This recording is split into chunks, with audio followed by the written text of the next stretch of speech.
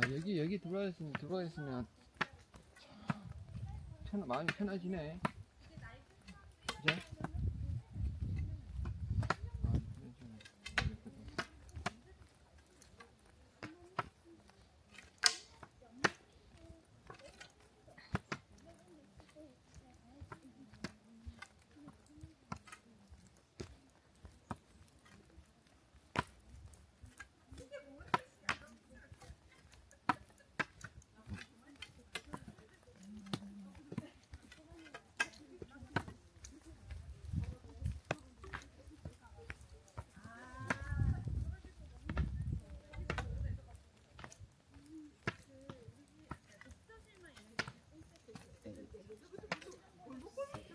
Hello mga bebs, nandito kami ulit sa mountain.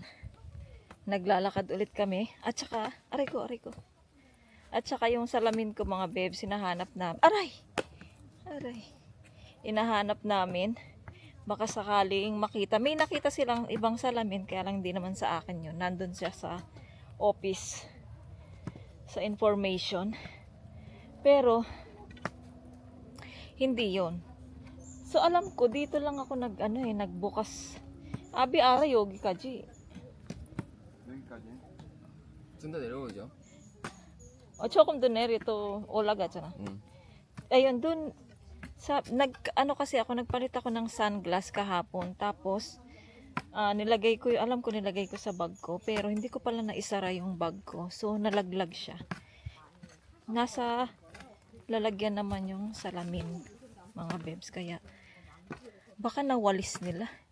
Makikita naman nila. May mga nagwawalis kasi dito mga bebs. So wala pa rin talaga siya. Saan kaya yung aking salamin? Sana makita ko. Gustong gusto ko yun mga bebs. Tsaka yung lagi kong suot, diba? Hindi yung black, hindi yung bilog. Sana may nakikita sinabit sa puno, ganun.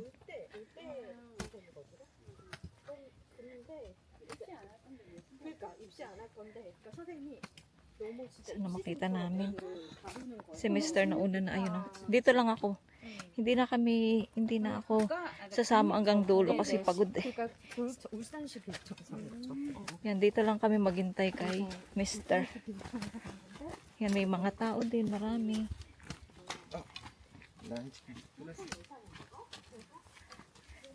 Mal, uri 여기. 여기까지 와요. Sana nandito. Ba't nawawala? May salamin. Where is my salamin? Nandito na kami mga bebs sa gitna ng gubat. Dito na lang kami. Hintayin ko si Mr. Uy! Yogi man! Yan. Hintayin na lang namin si Mr. Total, pinawisan na rin ako. At saka yung pabalik mamaya, papanik yun. Kaya siguradong papawisan din ako ng todo. Si Yechan ay ito kasama ko.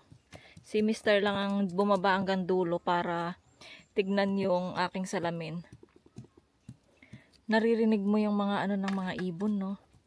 Grabe. Gubat na gubat talaga siya. Buti na lang walang ahas. Ay. Tsaka dinadaanan kasi ito palagi ng mga tao. At alam ng mga ahas na hindi sila pwede dito dahil maapakan sila. Tsaka daanan talaga to pang exercise, kaya walang dadaan na ahas dito, walang lalabas na ahas dito mga bebs. Mini-maintain kasi nila dito ba, nililinis nila, ganun. Kaya safe na safe dito sa gubat na to mga bebs. Sana makita ni Mr. yung aking salamin.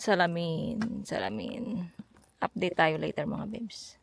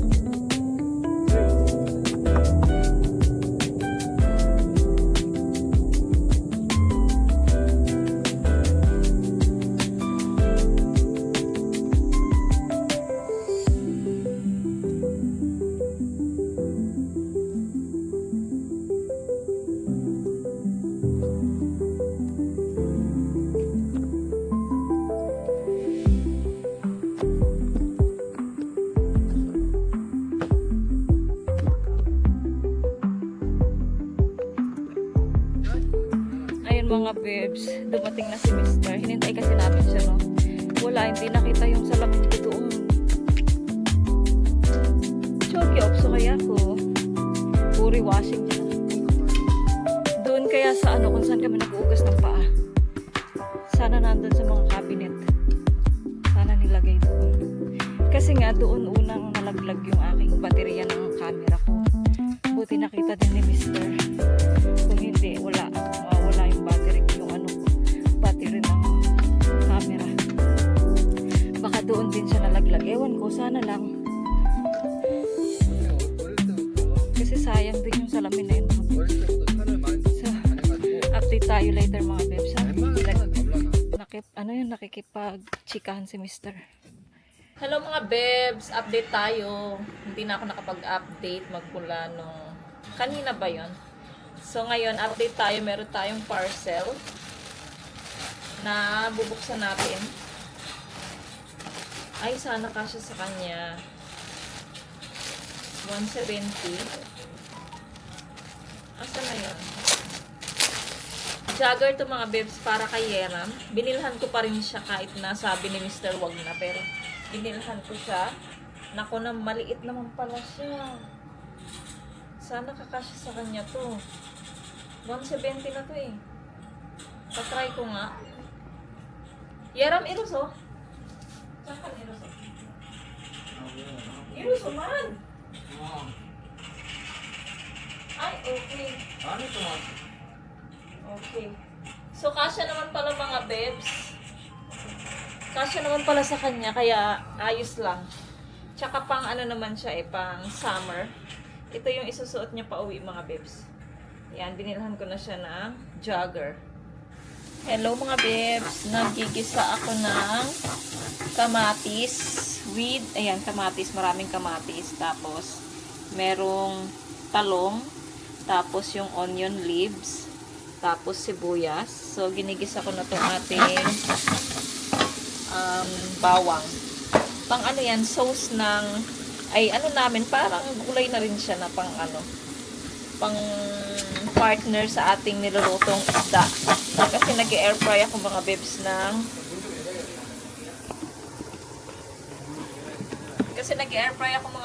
ng isda.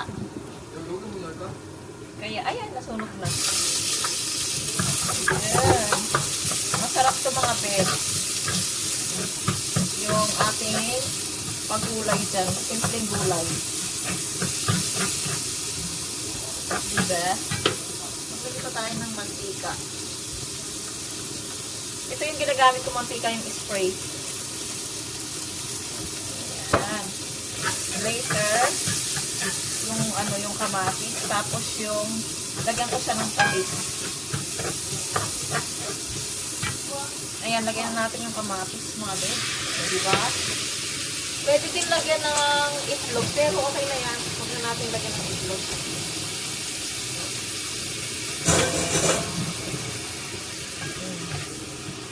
Diba? Tapos lagyan natin ng patis.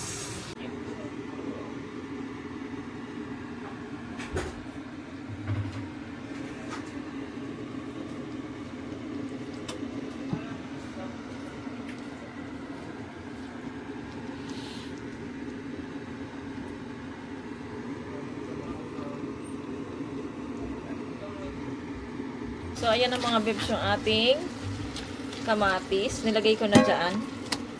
Tapos, anin natin siya. Ganito yun natin para ayan. Kahit wag nang lagyan ng ano, kahit wag nang lagyan ng itlog, okay na yan. Parang sarsyado din siya mga bebs. Hiniwalay ko lang yung isda. Diba? Okay naman na. Tapos lagyan natin siya ng paminta. Hindi ko napapakita sa inyo mga bebs kasi hindi naman to ano cooking class. Pakita ko na lang sa inyo mga bebs pag natapos na, kapag naluto ko na. Luto na mga bebs yung ating ulam. Andito yung, di ba in-air fry ko yung isda, tapos nilagay ko sa ilalim, tapos pinatong ko tong itong mga gulay. So, ayan yung isda natin mga bebs. Ayan. Kain tayo mga bebs. Healthy food to mga bebs. Ayan. Kain tayo. Magre-ready na muna ako ng mga kanin namin. Para akong lalagnatin na naman. Siguro sa weather kasi sobrang init. Shadows where the cold wind blows. Life's a gamble on these streets, anything goes. Boom bap echoes through the alleys at night.